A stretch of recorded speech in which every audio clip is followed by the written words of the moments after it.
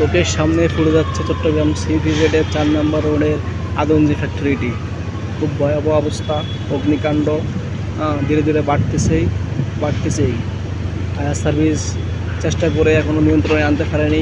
প্রায় 3-2 ঘন্টা যাবৎ আগুন জ্বলতেছে, আগুন নিয়ন্ত্রণ করে আনতে পারতেছে না। আগুন লাগছে 1টা বাজে আগুন লাগছে, এখন বাজতেছে আপনার 4টা 20। প্রায় 4 ঘন্টার মতো হয়ে গেছে, এখনও আগুন নিয়ন্ত্রণে আসতে পারেনি। ফায়ার সার্ভিস চেষ্টা করতেছে কিন্তু আগুন নিয়ন্ত্রণে আসেনি এখনও।